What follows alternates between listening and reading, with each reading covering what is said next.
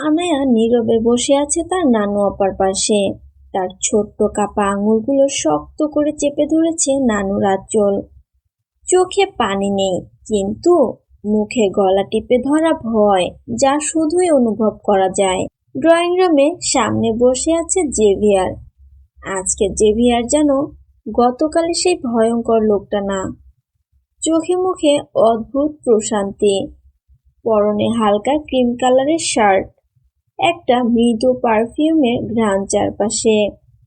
সে আজ একদম ভদ্র সংযত, একজন ভালো ছেলে হয়ে এসেছে। জেভিয়ার আস্তে মাথা নিচু করে বলল, আমি জানি আপনি আনায়াকে খুব ভালোবাসেন। এর জন্যই সবার আগে আমি আপনার অনুমতির জন্য এসেছি। বিয়ের মতো গুরুত্বপূর্ণ একটা কাজে আমি মনে করি আপনার অনুমতি সবার আগে প্রয়োজন। তোমাদের সম্পর্কের কথা আগে কিছু শুনিনি, তো কবে থেকে চেনো তোমরা একে অপরকে? জেভিয়ার হালকা হাসল। তার ভদ্র গলায় যেন এক মায়াজাল গাথা। অনেকদিন। আনায়া শুরুতে বুঝতো না আমার ভালোবাসাটা একটু বেশি গভীর ছিল। সময় নিয়েছে, ধৈর্য ধরেছে। আমি জানতাম একদিনও বুঝবে আমি ওকে কতটা ভালোবাসি, আর ওর ব্যাপারে কতটা সিরিয়াস। আনায়া চুপ, মাথা নিচু করে বসে আছে। নানুর কোল চেপে ধরে আছে, যেন এই মানুষটা তাকে একমাত্র রক্ষা করতে পারে জেভিয়ারের হাত থেকে। কিন্তু জেভিয়ার এমনভাবে কথা বলছে যেন কোনো দোষ নেই তার। একদম নিষ্পাপ, ভদ্র একটা ছেলে। তার প্রতিটি শব্দ এত ঠান্ডা, মেপে মেপে বলা, যেন আগেই মুখস্থ করা। নানু আপা একটু ঘাড় ঘুরিয়ে আনায়ের দিকে তাকালেন। তুই কি বলছিস নানু ভাই? তোরা কি দুজন? আনায়ার চোখে জল চলে আসে, কিন্তু সে মুখ তোলে না, শুধু মাথা নিচু করে বসে থাকে। জেভিয়ারের ঠোঁটের কোণে এক অদৃশ্য বিজয়ের হাসি খেলে যায়। নানু আপা এবার গভীরভাবে জেভিয়ারের দিকে তাকান। তার চোখে কিছুটা সন্দেহ, কিছুটা কৌতূহল। তুমি কোথায় থাকো, কি করো পরিবার? জেভিয়ার যেন এই প্রশ্নের জন্যই প্রস্তুত ছিল। আমি একাই থাকি। আমার মা বাবা আমি অনেক ছোট থাকতেই পৃথিবী থেকে বিদায় নিয়েছেন। আর আমার নিজের বিজনেস আছে। আমি একটা ফরেন টিমে কাজ করছি। তার চোখে একটুও জড়তা নেই, একদম ভদ্র, সংযত, সম্মানী ভঙ্গি। যে কেউ হয়তো বলবে এ ছেলে খুব ভালো, ভদ্র ঘরের শান্তশিষ্ট একটা ছেলে। নানু আপা দীর্ঘশ্বাস ফেলেন। তার মনে ধরেছে জেভিয়ারকে। কেমন নম্র ভদ্র একটা ছেলে। ছোটবেলা থেকে মা বাবার ভালোবাসা পায়নি, তাই এখন যদি একটু ভালোবাসার পরশ পায়, তাহলে তার আনায়াকে এই ছেলে ভালো রাখবে। আর তার আনায়াও অনেক খুশি হবে, সুখে থাকবে। আর যেইখানে তার নাতনি এই ছেলেকে নিজেই পছন্দ করেছে, সেইখানে তিনি আর বাধা দেওয়ার কে? আনায়া এক কোণে বসে ভিতরে ভেতরে কাঁপছে, কারণ আজ সকালে জেভিয়ার তাকে স্পষ্ট হুমকি দিয়েছে। এই বিয়েটা যদি তুমি ভেস্তে দেওয়ার চেষ্টা করো, তাহলে জানো তো লাভবার্ড, তোমার প্রতিটি ছবি প্রতিটি ভিডিও আমার কাছে সেভ করা। এক ক্লিকে পুরো দুনিয়া তোমার এই হট সেক্সি ফিগার দেখতে পাবে। আর তখন তোমার প্রিয় নানু, সে তো তখন এমনি লজ্জায় শোকে দুনিয়ার মায়া ত্যাগ করে ওপারে চলে যাবে। আশা করবো তুমি এসব চাও না লাভবার্ড, তাই না? আনায়া তখনই থেমে গিয়েছিল। ভয় তার রক্তের ভেতর ঢুকে গেছে। তার নিজের ভুলেই সে এখন শিকারে পরিণত। নিজের পায়ে হেঁটে এসেছে এক জানোয়ারের গর্তে। নানু আপা কিছুক্ষণ পরে ধীরে বললেন, যদি আনায়া তোমার সাথে থাকতে চায় আর তুমি প্রতিশ্রুতি দাও ওকে সম্মান করবে, তাহলে আমি না করতে পারি না। যেখানে তোমরা দুজনেই সম্মত আছো, আর আমিও চাই কেউ আনায়ার দায়িত্ব নেই, কারণ আমি বা আর কতদিন বাঁচবো। আনায়ার ভেতরে যেন সবকিছু চিৎকার করে উঠতে চাইল। সে চিৎকার করে বলতে চাইল, নানু, আমি চাই না ওকে। আমি ওকে বিয়ে করতে চাই না। আমাকে তুমি বাঁচাও। এই নরকের খাঁচা থেকে মুক্তি মুক্তি দাও আমায়। কিন্তু মুখে শব্দ নেই। জেভিয়ার নিচু হয়ে আদব করে বললেন, আপনার আশীর্বাদটাই আমাদের জন্য সবচেয়ে বড়। এখন আপনি অনুমতি থাকলে আজ সন্ধ্যায় আমরা বিয়েটা সম্পন্ন করতে চাচ্ছি। নানু আপা কিছুক্ষণ চুপ থেকে বললেন, বেশ, বিয়ে তো করতেই হবে একদিন, সেটা আজ করলেই বা কি ক্ষতি। তোমরা সুখে থাকো, এই আমার প্রার্থনা। আমার আনায়ার যত্ন নিও ভাই। জেভিয়ার মাথা নত করে সম্মান জানিয়ে সম্মতি জানায়। রবিন আর ওর বউ চলে আসার আগেই তোমরা চলে যাও। ওরা এসে তোমাদের দেখলে আনায়ার জন্য সমস্যা হয়ে যাবে। তোমরা বরং সাবধানে চলে যাও। আমার আয়নাকে দেখে রেখো ভাই। জেভিয়ার বিদায় জানিয়ে আনায়াকে নিয়ে তার গন্তব্যের দিকে এগিয়ে যায়। ঘর থেকে বেরিয়ে যাওয়ার সময় আনায়ার কানে ফিস ফিস করে বলে ওঠে, দেখলে লাভবার্ড, আমি যা চাই সেটা আমার হয়ে যায়। প্রস্তুত হও নিজেকে আমার কাছে সঁপে দেওয়ার জন্য। আনায়া শুধু ঠান্ডা হয়ে দাঁড়িয়ে থাকে, চোখ দিয়ে নেমে পড়ে দুফোঁটা নীরব কান্না। আনায়া কিছু না বলে চুপচাপ বসে আছে গাড়ির সিটে। চোখের পেছনে ঘূর্ণি চলছিল ভয়, অসহায়তা আর এক অজানা গন্তব্যের আতঙ্ক। জেভিয়ার স্টিয়ারিং হ্যান্ডেলে হাত রেখে নিঃশব্দে গাড়ি চালাচ্ছে। কোনো শব্দ, কোনো প্রশ্ন কিছুই নয়, শুধু মাঝে মাঝে ওর দিকে তাকিয়ে এক রহস্যময় হাসি খেলে যাচ্ছিল ঠোঁটের কোণে। ঘণ্টাখানেকের মতো চলার পর আনায়া জানালার বাইরে তাকিয়ে এক অদ্ভুত পরিবর্তন খেয়াল করলো। রাস্তা কেমন সরু হয়ে এসেছে, চারপাশে কুয়াশার মতো ঝাপসা, গাছগাছালি, পাহাড়ি ঢালু ঘিরে রেখেছে পথ। দূরে দূরে মাঝে মাঝে কাক ডাকছে, অদ্ভুত এক নিস্তব্ধ ভয়। এটা কোথায় যাচ্ছি আমরা? আনায়া ধীরে, অনেক সাহস করে জিজ্ঞেস করলো। জেভিয়ারের ঠান্ডা গলা, আমার বাড়িতে। এবার আমাদের একটু গভীর ভালোবাসার প্রয়োজন। পুরনো জায়গায় আমাদের জন্য যথেষ্ট নিরাপত্তা নেই। আনায়ার বুকের ভেতরে ধক করে উঠল, তবু পাল্টা প্রশ্ন করার সাহস পেল না আর। পাহাড় ঘেরা এক এলাকায় গাড়ি থামলো। চারিদিকে নিস্তব্ধতা আর জঙ্গল। বাড়ি বলতে কিচ্ছু নেই আশেপাশে। ডান দিকে মাত্র 15 ফুট দূরেই একটা উঁচু খাড়া ঢালু, খাই সোজা নিচে অতল গহ্বর। কেউ একবার পড়ে গেলে তার অস্তিত্ব খুঁজে পাওয়া অসম্ভব। আর সামনে দাঁড়িয়ে আছে এক অদ্ভুত কালো রঙের বাড়ি।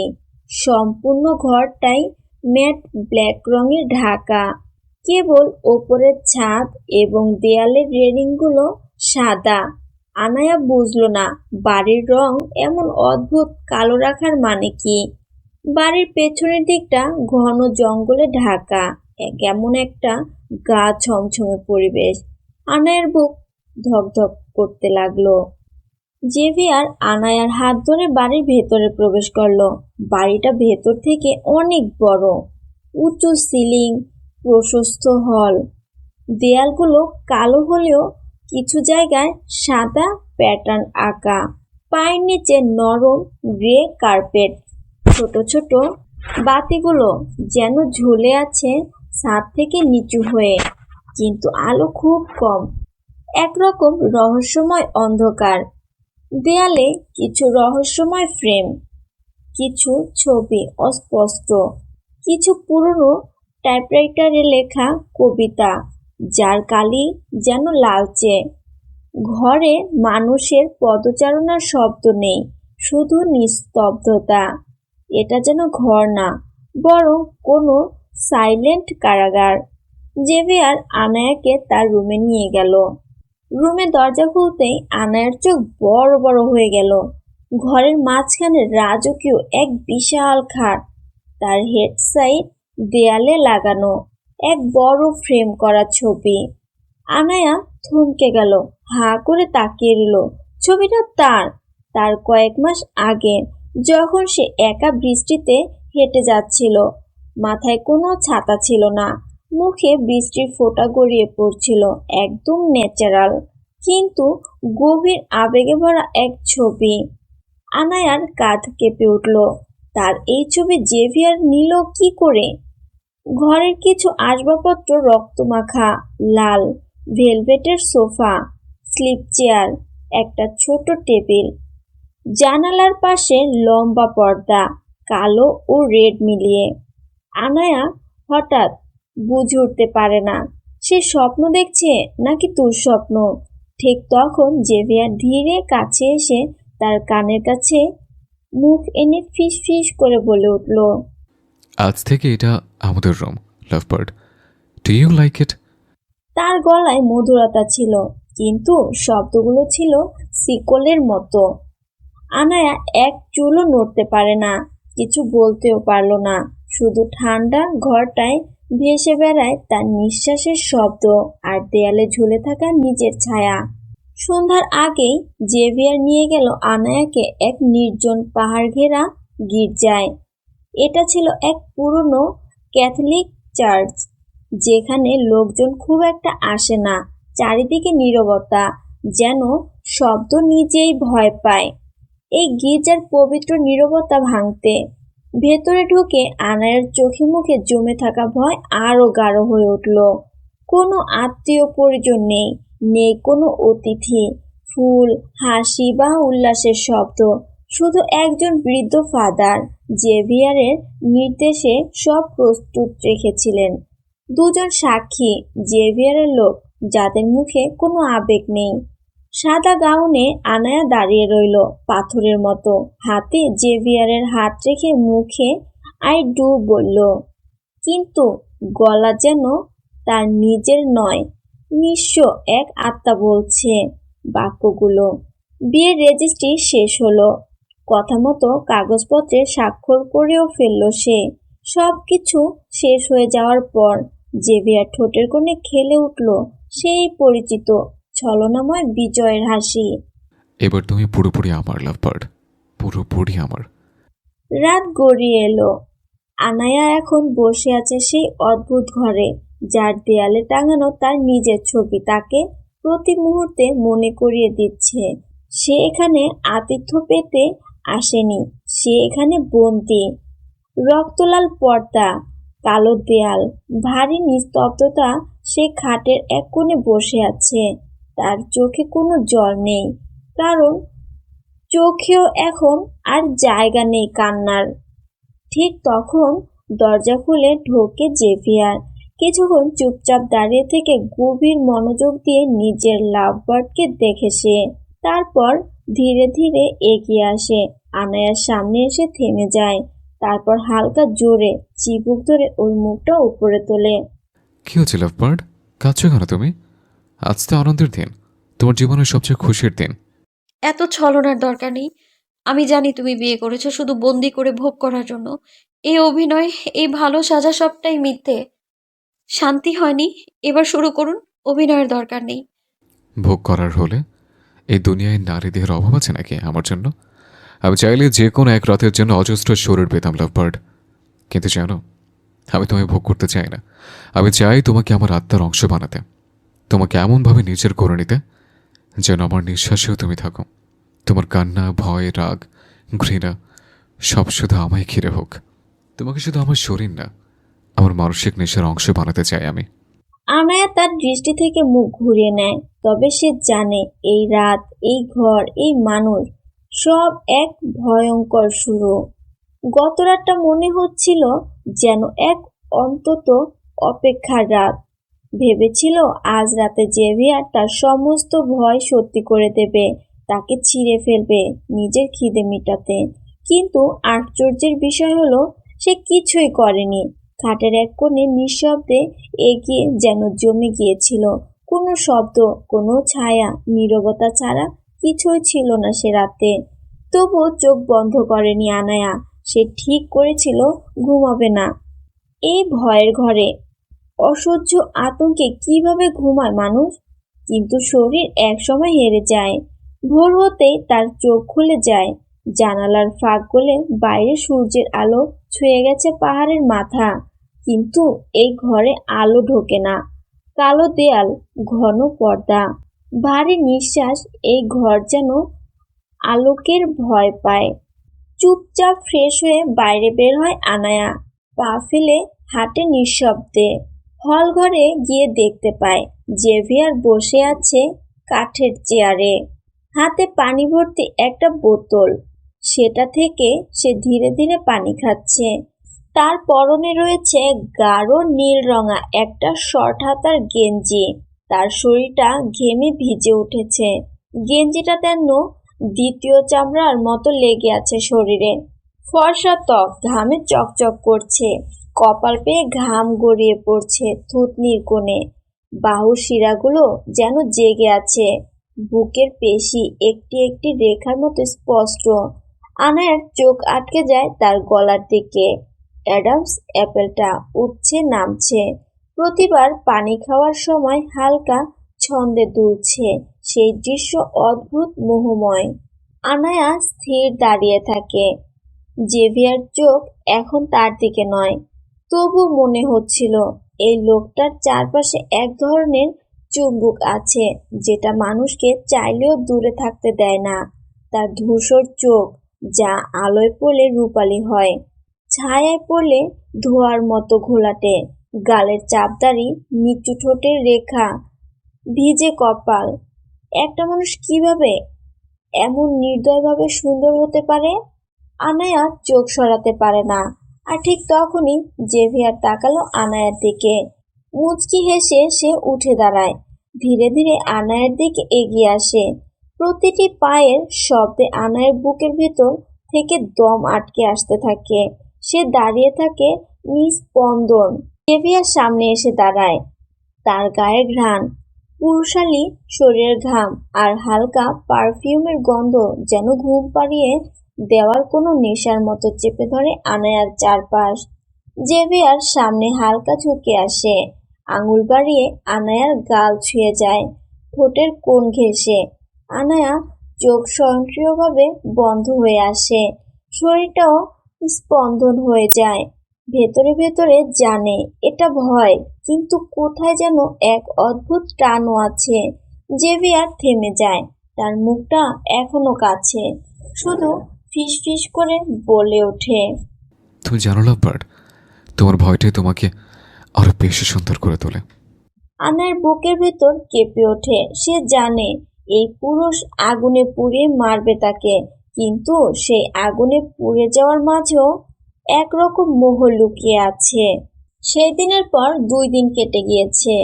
এই 2 দিনে আনায়া বারবার চেষ্টা করেছে জেভিয়ারের থেকে একটু দূরে থাকতে, তবে দূরত্ব বজায় রাখলেও জেভিয়ারের অদ্ভুত পরিবর্তনটা তার চোখ এড়ায়নি।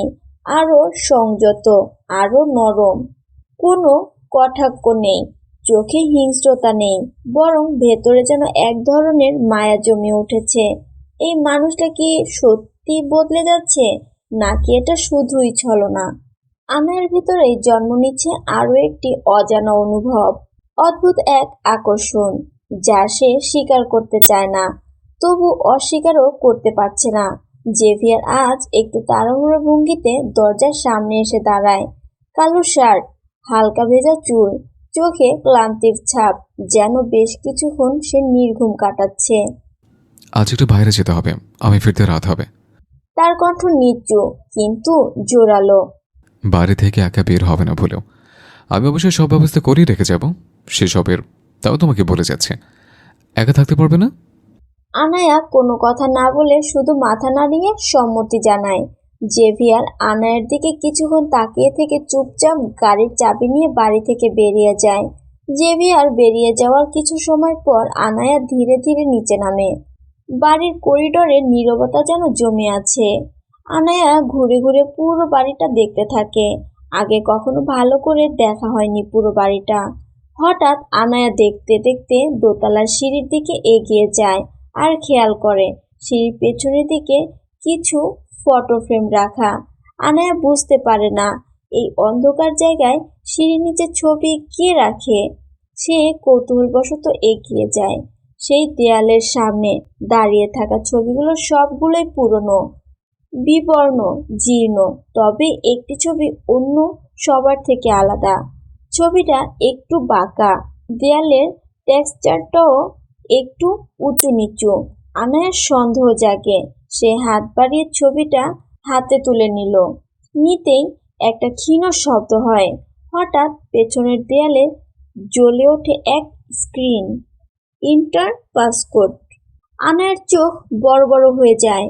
সে কিছুটা সময় স্থির দাঁড়িয়ে থাকে, তারপর ধীরে ধীরে আন্দাজে কিছু কোড টাইপ করে। 00002101010। Invalid, try again. আবার ইনভ্যালিড, ট্রাই এগেন। বারবার চেষ্টা করেও কিছুই হয় না। আনায়া জানে এই দেয়ালের পেছনে কিছু একটা লুকিয়ে আছে, হয়তো কোনো অজানা সত্য বা বড় কোনো রহস্য।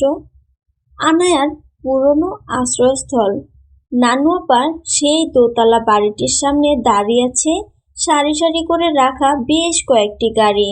বাড়ির মূল ফটকে বিশাল তালা ঝুলছে, ভেতরে কোনো সাড়া নেই। গেটের সামনে গাড়িতে হেলান দিয়ে দাঁড়িয়ে আছে ভিক্টর ক্রুজ। চোয়াল শক্ত, চোখ দিয়ে যেন আগুন ঝরছে তার। এক চাহনিতেই যেন সব ভস্ম করে দেয়ার ক্ষমতা তার মাঝে আছে। গোপন সূত্রে সে খবর পেয়েছিল আনায়া তার নানু আপার দেওয়া বাড়িতে এসে উঠেছে, তাই ভিক্টর নিজে এসেছে আজ। তবে এসেই বাড়ির মূল ফটকে তালা ঝুলতে দেখে তার মাথায় যেন রক্তক্ষরণ হয়ে যায়। সে চেয়েও নিজের রাগ নিয়ন্ত্রণ করতে পারছে না।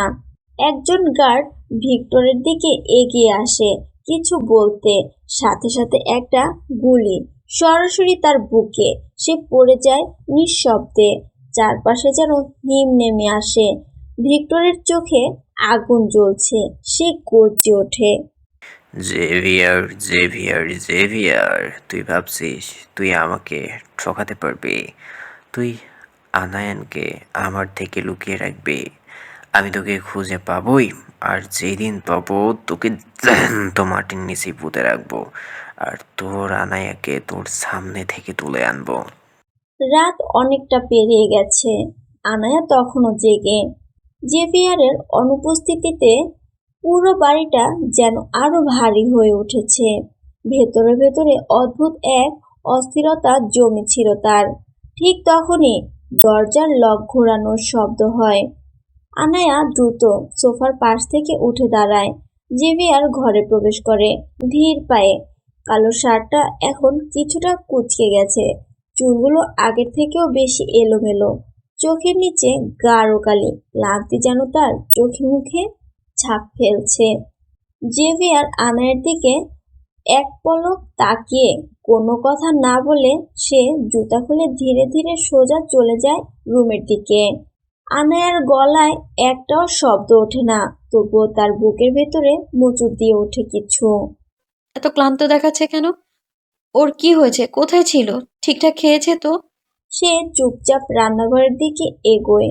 রেফ্রিজারেটর খুলে কিছু হালকা খাবার বের করে, নিজে গরম করে সেটা ছোট টেবিলে সাজিয়ে রাখে যত্ন করে।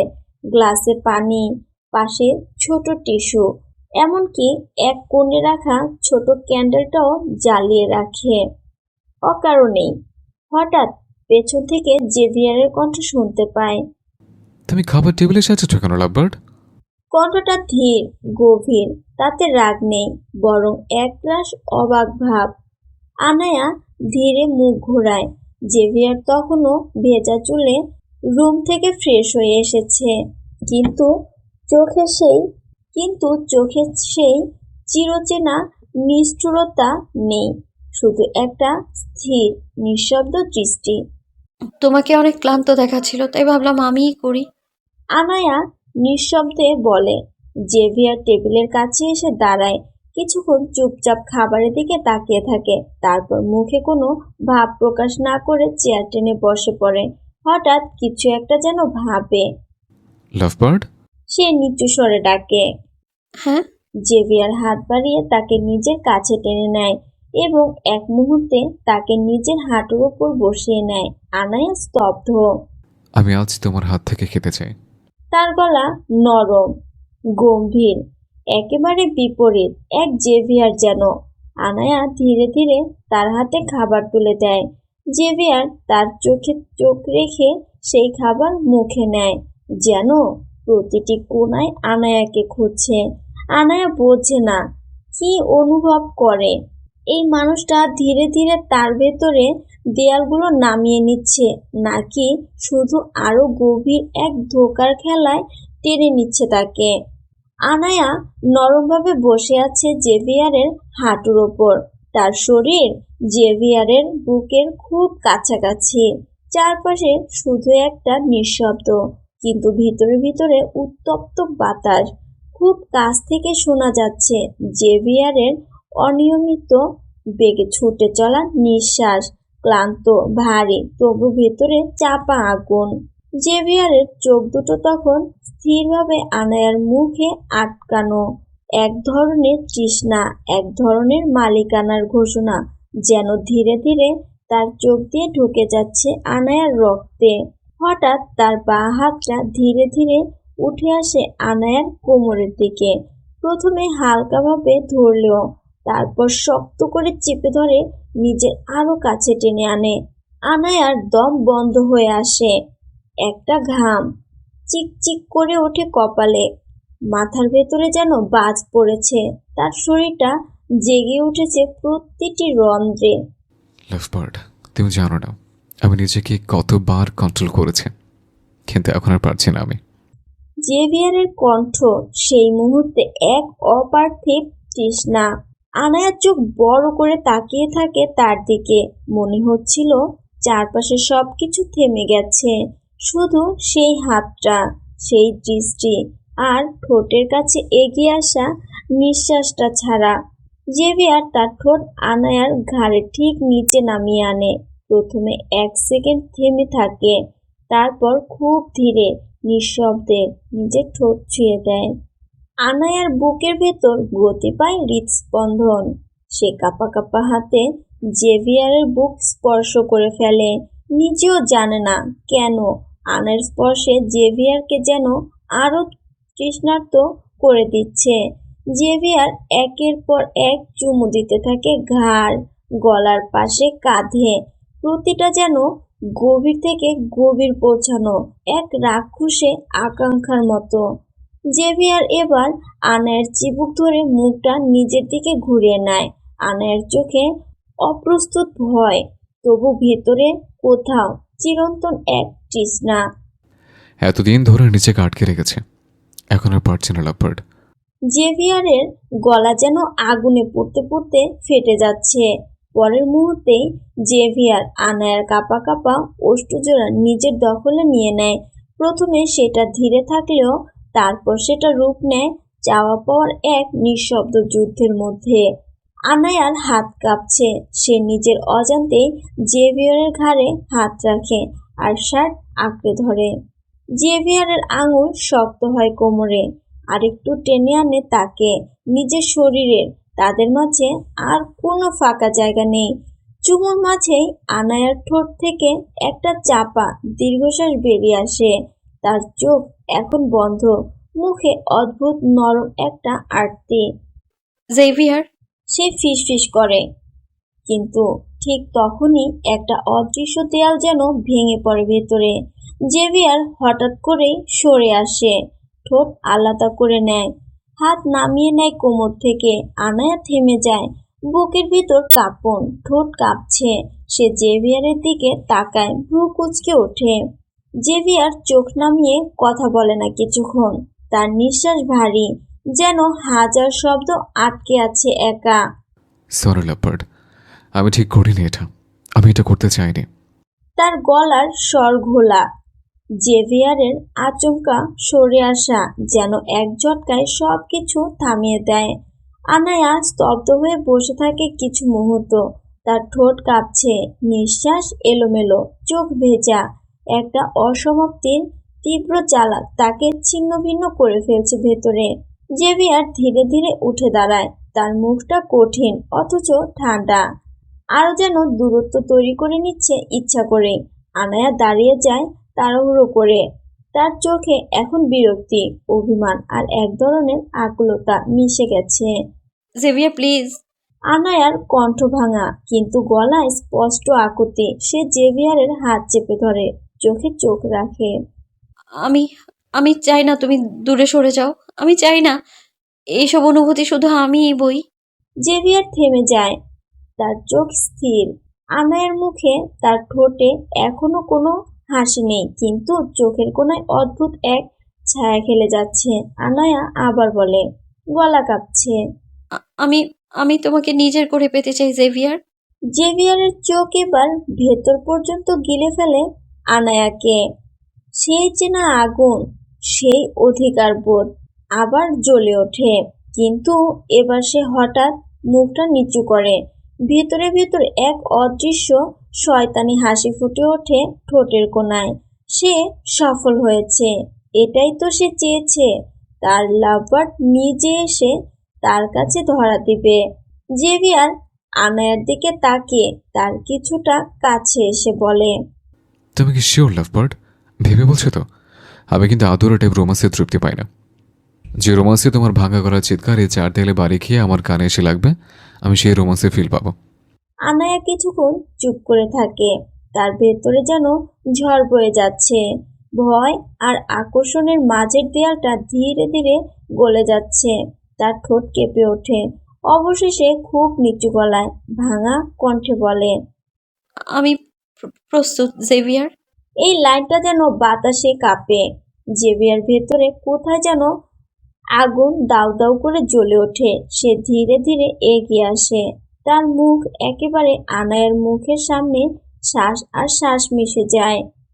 একবার আমি তোমার ছুঁয়ে দিলে তুমি অন্য সব পুরুষের জন্য নিষিদ্ধ হয়ে যাবে লাভবার্ড। তোমার গন্ধে, তোমার স্পর্শে, তোমার ত্বকে শুধু আমার ছাপ থাকবে। সে আনায়ার গালে আঙুল বুলিয়ে চলে যায় কানের পেছন দিয়ে। আমার কাছে তুমি নিজেই বন্দী হতে চাইছো, তাই তো? আনায়ার গলা শুকিয়ে আসে, কিন্তু সে সরে না। তার চোখে এখন ভয় নেই, আছে কেমন এক অদ্ভুত গভীর তৃষ্ণা, যার নাম সে জানে না, কিন্তু অনুভব করে প্রতিটি শিরায়। তার আঙুল আনায়ার গলার কাছ দিয়ে নামতে থাকে, কিন্তু ছোঁয় না, শুধু অনুভূতি, অস্তিত্বটা জমিয়ে তোলে বাতাসে। এখনো সময় আছে লাভবার্ড। পেছনে ফিরবে নাকি নিজেই নিজেকে আমার হাতে তুলে দেবে? তার ঠোঁট আনায়ার কানের পাশে, নিঃশ্বাস গরম হয়ে লাগে গালে। আনায়া এবার চোখ বন্ধ করে, ধীরে মাথা নাড়ে। সে ফিরে যাবে না, সে পালাবে না। সে এবার জেনে বুঝে জেভিয়ারের হতে চায়। রাতের গভীরতা যেমন বাড়ছে, এর পাশাপাশি আনায়ার নিঃশ্বাসের গতিও বাড়ছে। ডাইনিং রুমের মৃদু আলোয় আনায়ার চেহারা যেন চকচক করছে। জেভিয়ার এক দৃষ্টিতে তার দিকে তাকিয়ে আছে। জেভিয়ার ধীর পায়ে এগিয়ে এলো, তার চোখ আনায়ার উপর স্থির। তার কালো শার্টের বোতামগুলো একটু আলগা, চুল এলোমেলো, যেন সে কোনো অশান্ত ঝড় থেকে ফিরেছে। কিন্তু তার দৃষ্টিতে এখন শুধু আনায়া, যেন সে একটা শিকারী, আর আনায়া তার একমাত্র লক্ষ্য। জেভিয়ার এইবার কোনো কথা না বলেই আনায়াকে কোলে তুলে নিয়ে ডাইনিং টেবিলের একপাশে বসিয়ে দেয়। কত কষ্ট করে তোমার থেকে নিজেকে কন্ট্রোল করতাম, জানো লাভবার্ড? আর আজ তুমি সেই সব শিকল ভেঙে দিয়েছ। আজ থেকে তোমার প্রতিটা নিঃশ্বাসও লেখা থাকবে জাভিয়ার। এই বলে জেভিয়ার আনায়ার কোমর হালকা করে চেপে ধরে নিজের আরেকটু কাছে নিয়ে আসে। আনায়া জেভিয়ারের গলা জড়িয়ে ধরে। এক বিলাসবহুল হোটেলের 25 তলার প্রাইভেট স্যুটে তীব্র গন্ধ ছড়াচ্ছে সিগারেট আর পারফিউমের। বেলকনির পর্দা বাতাসে দুলছে। ভেতরে এক বিশাল বেডে আধনগ্ন অবস্থায় ভিক্টর হাফ প্যান্ট পরে এক নারীকে বুকের উপর চেপে ধরে আছে। মেয়েটার ঠোঁট লিপস্টিকে রক্ত লাল, চোখে আর কোনো ভাষা নেই। সে আঙুল দিয়ে ভিক্টরের বুকে খেলা করছে। তাদের মাঝেই হঠাৎ ভিক্টরের ফোনটা বিছানার পাশে টেবিলে কাঁপতে থাকে। সে হাত বাড়িয়ে ফোনটা নিতে যায়, কিন্তু মেয়েটা তার হাত চেপে ধরে ভিক্টরের আরো কাছে গিয়ে গালে একটা চুমু করে বলে, এখন না বাবু, এই সময়টা শুধুই আমাদের ব্যক্তিগত। ফোন আবার বেজে ওঠে। ভিক্টর চোখ কুঁচকে তাকায় স্ক্রিনের দিকে। ছাড়ো লিন্ডা, কোনো প্রয়োজনীয় কল হতে পারে। এইবার মেয়েটা আবার বাধা দেয়। এক মুহূর্তে ভিক্টরের সব ধৈর্য ফেটে পড়ে। সে মেয়েটার গালে এক থাপ্পড় কষিয়ে দেয়। মেয়েটা ধপ করে পড়ে যায় পাশে। ভিক্টর দাঁতে দাঁত চেপে ফোনটা কানে তোলে। ফোনের ওপাশে ভেসে আসে এক অস্থির ক্ষুব্ধ কণ্ঠ। আর কতদিন মিস্টার ক্রুজ? 1 মাস তো হয়ে গেল। এই মেয়েটার জন্য লোকটা আমাকে পাগলের মতো চাপ দিচ্ছে। সে $5 লাখ অফার করেছে। একটাই শর্ত, মেয়েটাকে চাই তার। ভিক্টর কিছুক্ষণ চুপ, চোখ কুঁচকে জানালার দিকে তাকায়। তার চোখে ঝলকানি। আপনি কি ভাবছেন আমি ফাঁকি দিচ্ছি? আমি ভাবছি তুমি খেলছো আমাদের সাথে। আমাদের সাথে। তুমি বলেছিলে মেয়েটা তোমার হাতে আছে, তারপর হঠাৎ উধাও। কোথায় সে? তোমার লোকেরা খুঁজেও পাচ্ছে না। ভিক্টর ধীরে ধীরে দাঁড়িয়ে পড়ে। হোটেল বাথরুমের আয়নায় নিজের প্রতিবিম্ব দেখে। ফোনটা এখনো কানে। জেভিয়ার, কি? কিছু না, আমাকে আর অল্প কিছুটা দিন সময় দিন। আমি মেয়েটাকে খুঁজে বের করবই, কথা দিচ্ছি। ভিক্টর রাগে নিজের চুল মুষ্টি করে চেপে ধরে শক্ত করে। এরপর নিজেই বলতে থাকে, ইউ ফাকিং বিচ, তোর জন্য আমার এত কথা শুনতে হচ্ছে। আনায়া সেই মেয়েটা এখন তোর ব্ল্যাক হাউসে ঘোপটি মেরে বসে আছে, তাই না? একটা অন্ধকার হাসি ফুটে ওঠে তার ঠোঁটে। মেয়েটাকে আমি একদম ক্ষুধার্ত শেয়ালের সামনে ছেড়ে দিয়ে আসবো, তারপর তুই নিজের চোখে দেখবি তোর সেই আনায়াকে কিভাবে ছিঁড়ে ছিঁড়ে খায় আসল জানোয়ারগুলো। ভিক্টর আয়নার দিকে তাকিয়ে থাকে। তার চোখ লালচে, ঠোঁটে বুনো বিকারের ছায়া। রাত কেটেছে নিদ্রাহীন অন্ধকারে। শরীরের প্রতিটি রন্ধ্রে যেন আগুন জ্বলছে। ব্যথায়, ক্লান্তিতে, ধকল আর মানসিক অবসাদে আনায়া যেন আর নিজেকে ধারণ করতে পারছে না। বুকের মধ্যে জমে থাকা কষ্ট, শরীরের অসহ্য জ্বালা, সব মিলিয়ে তার চোখ দুটো লাল হয়ে উঠেছে। সারা রাত জেগে থেকেও সে কখন ঘুমিয়ে পড়েছে বলতে পারবে না। তবে সকাল গড়িয়ে এখন দুপুর। সূর্যের আলো জানালার ফাঁক গলে ঘরে এসে পড়ছে। আনায়া ধীরে ধীরে চোখ মেলে তাকায়। সে এখনো জেভিয়ারের বুকে গুটিসুটি হয়ে শুয়ে আছে। জেভিয়ার এক চুলও নড়ছে না, একইভাবে তাকে আঁকড়ে ধরে রেখেছে। সে এমন করে ধরে আছে যেন এই মেয়েটাকে ছেড়ে দিলে পৃথিবীর সব কিছু ধ্বংস হয়ে যাবে। আনায়া অনুভব করে জেভিয়ারের ঠোঁটটা নড়ছে। সে বিড়বিড় করে কিছু বলছে। আনায়া নিঃশব্দে কান পাতল। সরি লাভ বার্ড, তুমি শুধু আমার লাভ বার্ড, শুধু আমার, শুধু আমার, শুধু আমার। আনায়া কিছুটা অবাক হয়ে গেল জেভিয়ারের অদ্ভুত আচরণে। আনায়ার কিছুতেই ব্যথা কমছে না, গায়ে যেন আগুন লেগেছে। কপালটায় হাত রেখে টের পেল তীব্র জ্বর। আনায়া বুঝে গেল আজ সারাদিন বিছানা ছাড়া কোনোভাবেই সম্ভব না। হঠাৎই তার মনে পড়ে গেল সিঁড়ির নিচের জায়গার কথা। সিঁড়ির নিচের সেই অদ্ভুত সব ছবি আর সেই কোট প্লেটে সে ভেবেছিল সিঁড়ির নিচের সেই অদ্ভুত সব ছবি আর সেই কোট প্লেট। সে ভেবেছিল জেভিয়ারকে জিজ্ঞেস করবে, কিন্তু করেনি। এই সুযোগে সে ধীরে বলে ওঠে, জেভিয়ার, আমি একটা কোড প্লেট দেখেছিলাম নিচতলায় সিঁড়ির পাশে। সেখানে একটা ফটো ছিল, কিছু নাম আর একটা কোড। ওটা কি ছিল? জেভিয়ারের দেহটা যেন হঠাৎ শক্ত হয়ে ওঠে। সে ধীরে বলে, তুমি সেখানে গিয়েছিলে? হ্যাঁ। একটা দীর্ঘ নীরবতা ভর করে ঘরে। জেভিয়ার চোখ বন্ধ করে নিজের মনের ভেতরে কোথাও ডুব দিয়ে আসছে যেন। তারপর সে নিঃশ্বাস ছাড়ে, গলা উঁচু করে বলে, সেটা কোনো সাধারণ রুম নয়, সেটা আমার সিক্রেট রুম। আনায়ার গলা শুকিয়ে আসে। সে চুপ করে শোনে। তার চোখে ভয়, বিস্ময় আর জিজ্ঞাসা। জেভিয়ার ধীরে বলে, তুমি দেখতে চাও লাভ বার্ড? বন্ধ দরজার ভেতর থেকে ভেসে আসছে মেয়েদের চিৎকার, গোঙানি, ছিঁড়ে যাওয়া কান্না। এক একটা কণ্ঠ যেন মৃত্যুর মুখ থেকে উঠে আসছে, আবার হারিয়ে যাচ্ছে কোনো অন্ধকার গহ্বরে। এই ঘরটা একরকম ল্যাব, তবে ওষুধ বা বিজ্ঞান নয়। এখানে পরীক্ষিত হয় ভাঙা আত্মা, থেতলানো শরীর, বিক্রি হয়ে যাওয়ার আগের শেষ অবস্থা। ভেতরে প্রায় 20 জন কিশোরী মেয়ে, কারো গায়ে কোনো কাপড় নেই। কেউ টেনে টুনে নিজের শরীর ঢাকার জন্য একটু ওড়নার টুকরোটা আঁকড়ে আছে। কেউ এক কোণে গুটিসুটি হয়ে নিজেকে চেপে ধরেছে, যেন শরীরটাই লুকাতে পারলে বাঁচতে পারবে। একটা পাতলা বিছানায় একজন কিশোরী মেয়ে, বয়স বড় জোর 16 কি 17। তার মুখে রক্ত, ঠোঁট ফুলে আছে, গাল পাশে নখের আঁচড়। সে চিৎকার করছে না, আর শুধু নিঃশ্বাস নিচ্ছে ভেঙে পড়া গলায়। তার হাত দুটো উপরের রডে বাঁধা, একজন লোক সেটা ধরে রেখেছে, আরেকজন নিচে দাঁড়িয়ে আছে খালি গায়ে, কিন্তু চোখে হায়নার ক্ষুধা। আর একটু দাঁড়াও, এবার নিচেরটা খোল। সে হাসে, একটা বিকৃত পশু হাসি। অপর লোকটি মেয়েটার নিচের অংশ উন্মুক্ত করতেই সামনে ঝুঁকে থাকা লোকটি আর নিচের লালসা সামলাতে পারল না। সে মেয়েটির উপর ঝাঁপিয়ে পড়ল, একটি ক্ষুধার্ত হায়নার মতো। মেয়েটির বুকের স্পর্শকাতর স্থানটিতে লোকটা এমনভাবে খুবলে খাচ্ছিল যেন নিজের দাঁত দিয়ে সেই অংশ টেনে ছিঁড়ে ফেলতে চাচ্ছে।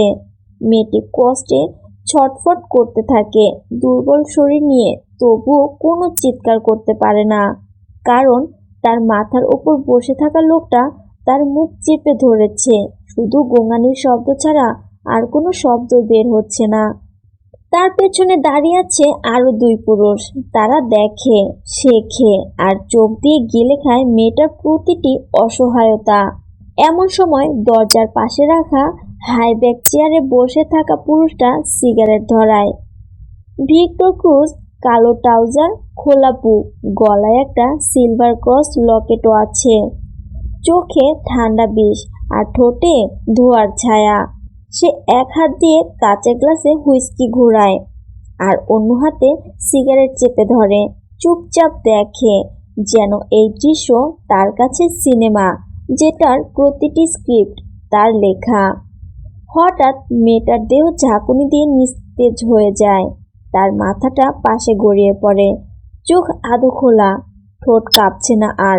ভিক্টর আরেকবার সিগারেটের শেষটুকু টান দেয়। তার চোখ কুঁচকে ওঠে, একটানা তাকিয়ে থাকে মেয়েটার শরীরের দিকে। তারপর গলার রগ কেটে যাওয়ার কণ্ঠে বলে, if she is dead, I swear I all fucking burn we alive. প্রতিটা জীবিত পাঠানোর কথা। একটাও মেয়ে মরে গেলে বুঝে নিস, তোদের হাড় পর্যন্ত কেউ খুঁজে পাবে না।